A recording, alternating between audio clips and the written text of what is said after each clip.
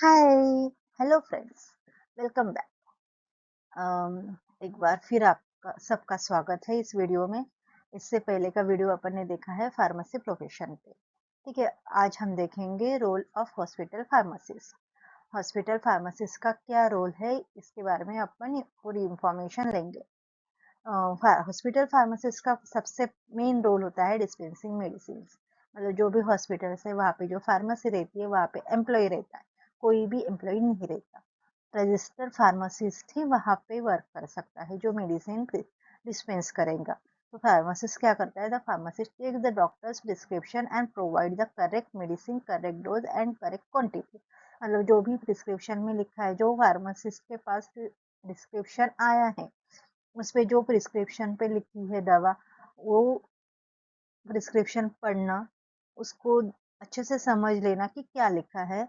उसके बाद उसी से रिलेटेड जो भी लिखा है, जो भी मेडिसिन लिखी है, जो भी क्वांटिटी में मेडिसिन लिखी है, उसको पेशेंट को प्रोवाइड करना, ये फार्मासिस्ट का काम होता है।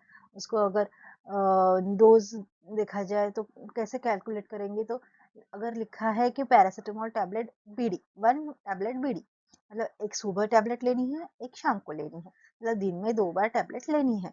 तो वो कैसे काउंट करेंगे? डोज है 500 mg की टैबलेट है, अपने पास 500 mg की टैबलेट है, तो वो दिन में 2 बार उस तरह से उसको कैलकुलेट करेंगे और फिर उसी से उसकी क्वांटिटी डिटेक्ट करेंगे। मतलब पता चलेगा हमको कि कितनी क्वांटिटी देनी है। अगर 3 डेज के लिए लिखा है 1 टैबलेट बीडी, तो अपन 6 टैबलेट उसको प्रोवाइड करेंगे।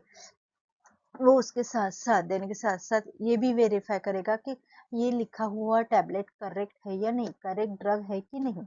अगर उन्होंने लिखा है कि पैरासिटामोल सायरप, बच्चे की प्रिस्क्रिप्शन है, छोटे बेबी की प्रिस्क्रिप्शन है, 5 साल का लड़का है, उनको लिखा है सायरप पैरासिटामोल, तो अपन उसको पैरासिटामोल सिरप दे सकते हैं। पर अगर उन्होंने ऐसा लिखा है कि 5 साल का लड़का है, tablet paracetamol 650 mg BD, 1 tablespoon BD, तो वो करेक्ट हो गया, वो ड्रग करेक्ट हो गया, रॉन्ग हो गया, सॉरी इनकरेक्ट हो गया। वो दो ड्रग ही रॉन्ग हो गया। 5 साल के बेटे को अपन 650 650 mg की टैबलेट नहीं प्रिस्क्राइब करता कोई भी डॉक्टर, और अपन दे भी नहीं सकते, तो वो इनकरेक्ट हो गया। इसलिए प्रॉपर ड्रग लिखा है क्या? अगर 5 साल का बच्चा है तो उसको टैबलेट कितनी लिखी है, उसको सायरप लिखा है तो सायरप कौन सा लिखा है, क्या मैंने मतलब उसका डोज क्या है, वो पेशेंट करेक्ट है कि नहीं। प्रिस्क्रिप्शन लेके आ रहा है सुमन, सुमन नाम का पेशेंट का प्रिस्क्रिप्शन लेकर आया है, तो अपन ने फार्मासिस्ट का क्या काम रहता है कि वो पूछना पेशेंट को कि हाँ, आपका आप सुमन पेशेंट के यहाँ से आए हो ना। अगर वो बोलता है कि नहीं, मैं सुमन नहीं, मैं विमल पेशेंट के लिए दवा लेने आया हूँ, तो वो इनकरेक्ट हो जाएगा। इसलिए जिस पेशेंट का प्रिस्क्रिप्शन है वहाँ पे जो नाम लिखा है, वो उसी पेशेंट से वेरीफाई करना है कि हाँ, ये यही है ना। उसके बाद रूट ऑफ एडमिनिस्ट्रेशन भी बहुत मायने करता है। अगर पैरासिटामोल सिरप लिखा है, पैरासिटामोल सिरप, और लिखा है कि आईवी, 5 विथ आईवी, तो वो गलत हो जाएगा। आईवी के साथ अपन क्या देंगे? इंजेक्शन देंगे। या उन्होंने लिखा है इंट्रामस्कुलरली सायरप, तो वो गलत हो जाएगा। सायरप दे रहे हैं तो वो ओरल जाएगा। तो वो रूट ऑफ एडमिनिस्ट्रेशन भी अपने को देखना है। इसके साथ साथ टाइमिंग, अगर टाइमिंग लिखा है दो 2 बार लेना है, 3 बार लेना है, 4 बार लेना है, कितनी बार लेना है, या एक ही बार लिखा है, उसके बाद खाने के पहले लेना है, खाने के बाद लेना है, ये सब जो इंडिकेशन वहाँ पे दे रहेगी या इंफॉर्मेशन वहाँ पे दी रहेगी, वो इंफॉर्मेशन अच्छे से चेक करके वेरीफाई करके फार्मासिस्ट को वो मेडिसिन प्रिस्क्राइब करना है, मतलब डिस्पेंस करना है। जो प्रिस्क्राइब की हुई मेडिसिन है वो डिस्पेंस करनी है। ठीक है। उसके बाद सेकंड रोल आता है checking for medication error. Medication error भी चेक करना एक फार्मासिस्ट का ही रोल होता है, क्योंकि क्या होता है कि हॉस्पिटल फार्मेसी जो भी है, वो जो प्रिस्क्रिप्शन आ रहा है वो प्रॉपर है या नहीं, किस डॉक्टर ने लिखा है। और अगर कार्डियोलॉजी का डॉक्टर है और वो रीनल रीनल के पेशेंट को प्रिस्क्राइब कर रहा है, तो वो गलत हो जाएगा। उसका डोज, उसका सब, मतलब ईच एंड एवरीथिंग गलत हो जाएगी। अगर उसको यूटीआई से रिलेटेड प्रॉब्लम वाला पेशेंट है, तो फिर उसको कार्डियक डॉक्टर नहीं ट्रीट कर सकते, उसको एक रिनल वाला या फिर एक, हाँ, ये कर सकता है अगर मेडिसिन का डॉक्टर है, जनरल फिजिशियन, तो वो चेक कर सकता है। लेकिन एक उसके भी लिए लिमिट रहती है, इसलिए जो प्रिस्क्रिप्शन आ रहा है तो वो प्रिस्क्रिप्शन पे देखना है अपने को कि उन्होंने क्या डोज लिखा है उसका। दो दो एक पेशेंट दो डॉक्टर को दिखा रहा है, उसको दो प्रॉब्लम है, एक एलर्जी की प्रॉब्लम है, एक बुखार की प्रॉब्लम है। तो वो दोनों डॉक्टर को दिखा रहा है, एक एलर्जी के मतलब स्किन स्पेशलिस्ट को दिखा रहा है, और एक बुखार है तो फिर फिजिशियन, जनरल फिजिशियन को दिखा रहा है मेडिसिन से रिलेटेड। अगर उन वो दिखा सकता है, नो इशू, नो प्रॉब्लम।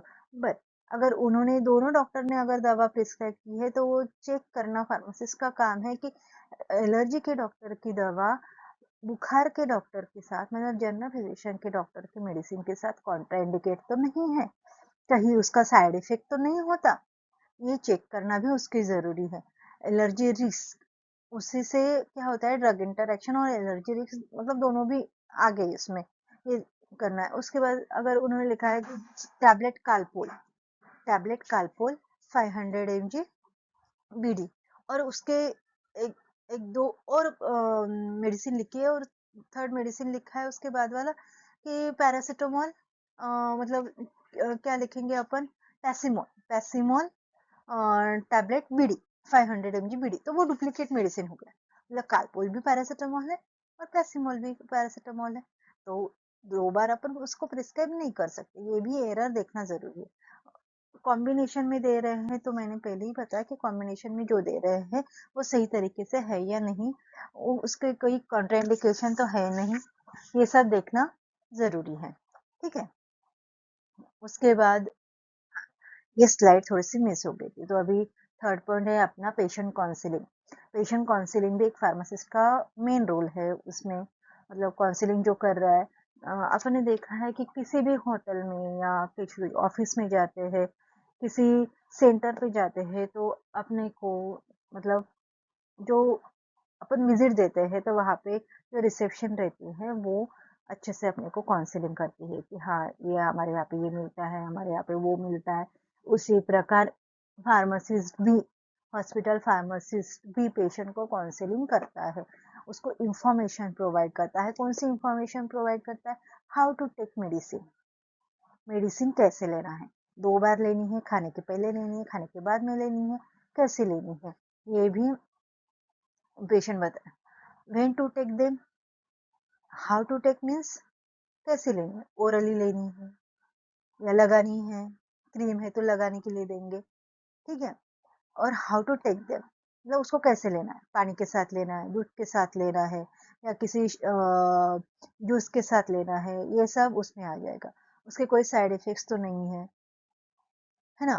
फिर फूड रेस्ट्रिक्शन भी रहता है, फूड रेस्ट्रिक्शन में भी आता है कि एक, मतलब जैसे मैंगो हो गया, मैंगो के साथ अपन कोई दवा कॉन्ट्राइंडिकेट होंगी, जैसे कफ सिरप वगैरह मैंगो के साथ जनरली नहीं लेते हैं, इंसेट के साथ भी थोड़ा सा अवॉइड ही करते हैं, ठीक है। उसके बाद स्टोरेज कंडीशन क्या है, अगर आपको कोई मेडिसिन दिया है तो उसको फ्रीज में रखना है या ड्राई एंड कूल प्लेस पे, ये जनरली लिखा रहता है इंस्ट्रक्शन उस बॉटल पे या जो स्ट्रिप रहती है उस पे लिखा रहता है, लेकिन ये फार्मासिस्ट का भी रोल है कि वो बताए किसकी स्टोरेज इंस्ट्रक्शन कैसी, स्टोरेज कंडीशन क्या है, इसको कैसे स्टोर करना है, ठीक है। उसके बाद नेक्स्ट आता है monitoring drug therapy. Drug therapy पे भी मॉनिटर करना बहुत मतलब ये रहता है, मतलब क्या बोलते हैं, इम्पोर्टेंट रोल होता है। जैसे कि monitor is the monitor whether medicine are working properly and safely. अपने को, मतलब फार्मासिस्ट को चेक करना रहता है कि ये जो मेडिसिन दी है वो प्रॉपरली वर्क कर रही है, सेफ है, या इसके कुछ साइड इफेक्ट्स आ रहे हैं। जैसे कि एक ये हो गया, स्किन से रिलेटेड कोई अगर मलहम या क्रीम लोशन दी है, लेकिन हमारे ध्यान में आ रहा है कि पेशेंट आ रहा है और बोल रहा है कि क्या बताऊँ मैडम, क्या बताऊँ सर, आपने जो दवा दी थी उससे ना मैंने हाथ को लगाई तो ऐसे देखो कैसे रेडनेस हो गया है, इसका खुजली जैसा हो रहा है, मतलब उसके ज़्यादा मतलब खुजली के लिए दिया है तो खुजली तो बंद नहीं हुई पर उसके रेडनेस आ रहा है, ऐसे कंप्लेंट्स आती है तो उसको भी मॉनिटर करना फार्मासिस्ट का काम है। जनरली मतलब कैसे हाई रिस्क में जैसे ब्लड शुगर वाला रहता है पेशेंट, तो डायबिटिक पेशेंट को इंसुलिन दिया जाता है, तो इंसुलिन का कैसा इफेक्ट हो रहा है, कहीं उसका डोज तो ज़्यादा नहीं हो रहा है, ये भी इस पर भी मॉनिटर करना फार्मासिस्ट का काम रहता है। ठीक है। उसके बाद नेक्स्ट पॉइंट है मैनेजिंग हॉस्पिटल फार्मेसी। हाँ, अगर फार्मेसी है, फार्मेसी में अपन काम कर रहे हैं, फार्मासिस्ट वर्क कर रहा है, इतनी सारी रिस्पॉन्सिबिलिटी ले रहा है, पेशेंट को प्रिस्क्राइब कर रहा है, हर चीज में वो इन्वॉल्वमेंट हो रहा है, तो उसका ये एक और रोल भी होता है जो फार्मासिस्ट की जो भी हॉस्पिटल फार्मेसी है उसको किस तरह से मेंटेन करना है, किस तरह से उसको मतलब रखना है, जैसे कि मेडिसिन इन्वेंटरी हो गई, मेडिसिन अपने पास आ रही है तो उसका कोई ये वगैरह लिख के रखना है। क्या बोलते हैं, जैसे समझ लो कि एक कोफोल सिरप आया, आयुर्वेदिक का, और कफोल सिरप आया, तो 10 क्वांटिटी में आया था, 10 क्वांटिटी बॉटल्स की आ गए अपने पास, लेकिन अभी देख रहे हैं कि सेल तो मैंने 4 ही बॉटल की और अपने पास तो फिजिकली 3 ही बॉटल बचे हैं, तो 10 में से अगर 4 बॉटल ये हो गई तो 6 अपने पास बचनी चाहिए, तो 3 यहाँ पे सेल्फ में है, तो 3 कहाँ गए, कहीं और तो रखी नहीं है, किसी और रैक में तो रखी नहीं है, ये इन्वेंटरी देखना बहुत जरूरी है।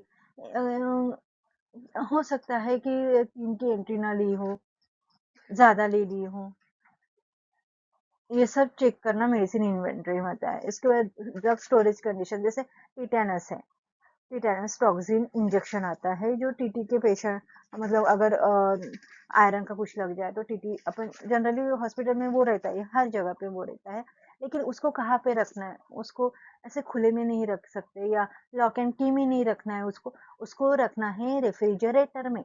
Refrigerator means 2 to 8 degree Celsius जिसका टेम्परेचर है, वह उस कंडीशन में उसको रखना है, तो ड्रग स्टोरेज कंडीशन भी बहुत ज्यादा मायने रखता है। ठीक है। उसके बाद रेगुलरली चेक करना है, जनरली हॉस्पिटल फार्मेसी में ये रूटीन है कि 3 महीने की एक्सपायरी निकालो और उसको रिटर्न कर दो, स्टोर में वेंडर को रिटर्न कर दो, उसको सेल नहीं करना है। हाँ, अगर आपके पास 4 महीने की 5 महीने की है तो आपका काम क्या होगा कि वो पहले मतलब first near expiry first sell out करना है। ठीक है। हाँ, इसलिए एक्सपायरी भी चेकिंग करना ही फार्मासिस्ट का काम है। कंट्रोल ड्रग रिकॉर्ड्स, अगर नार्कोटिक ड्रग आपकी फार्मेसी में है जैसे मॉर्फिन हो गया, फेंटानिल हो गया, तो उसको कहाँ पे सिचुएटेड रखना है, मतलब कहाँ पे स्टोर करके रखना है, उसकी क्या मतलब कौन से डॉक्यूमेंट्स है, जब भी वो प्रिस्क्रिप्शन आएगा तो वो किस तरह से फिल किया जा रहेगा, ये उसको कैसे मेंटेन करना है, कौन से रजिस्टर में मेंटेन करना है, कौन से रजिस्टर में क्या क्या डाटा लिखना है, ये पूरा कंट्रोल ड्रग रिकॉर्ड्स में आ जाता है। तो ensure the important medicine are always available. हाँ, अगर फार्मेसी है, हॉस्पिटल के अंडर रहो या बाहर रहो, अगर आपके पास पेशेंट आ रहा है, रेगुलरली पेशेंट आ रहा है, तो आपके पास वो मेडिसिन होनी ही होनी चाहिए। हम्म, अगर आपके पास वो मेडिसिन नहीं रहेगी तो पेशेंट को नहीं मिलेगी, पेशेंट तो पैनिक हो जाएगा ना कि अरे मुझे मिल नहीं रही, दवा नहीं मिल रही, डॉक्टर ने कोई गलत तो नहीं लिख दी, क्यों नहीं मिल रही, क्या रेस्ट्रिक्शन तो नहीं है, कोई मतलब गलत तो नहीं है, तो वो पैनिक हो जाएगा। इसलिए फार्मासिस्ट का ये मेन रोल है कि अगर आपके पास रेगुलरली वो मेडिसिन आ रही है, उसकी प्रिस्क्रिप्शन आ रही है, तो ऑब्वियसली वो मेडिसिन आपके पास मिनिमम क्वांटिटी से ज्यादा होनी चाहिए, मिनिमम क्वांटिटी कम होते ही उसको बुला लेना है, उसको अपने फार्मेसी में स्टोर करके रखनी है। ये फार्मासिस्ट का बहुत बड़ा मतलब यहाँ पे रोल रहता है। ठीक है।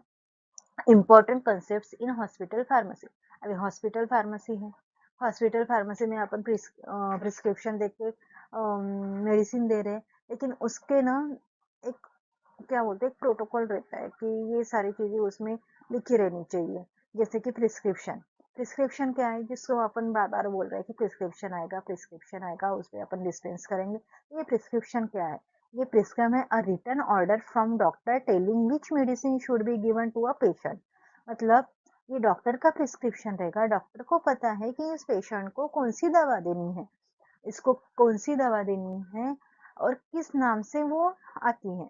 जनरली तो जेनेरिक नेम से ही लिखना कंपलसरी रहता है डॉक्टर्स को, बट कभी कभी ब्रांड नेम भी लिखे जाते हैं। तो ये जिस पर्ची पे लिखा रहता है, लेकिन हाँ प्रिस्क्रिप्शन में RX होना जरूरी है। अगर मेडिसिन लिखी है, 3-4 मेडिसिन लिखी है, तो उसके ऊपर RX लिखना पड़ता है, उसको प्रिस्क्रिप्शन बोलते हैं। जहाँ पे RX लिख के मेडिसिन लिखी रहती है, मेडिसिन के नाम लिखे रहते हैं, उसको प्रिस्क्रिप्शन बोलते हैं। उसके बाद dose, amount of medicine to be taken, dose भी लिखा रहना होना चाहिए उस पे।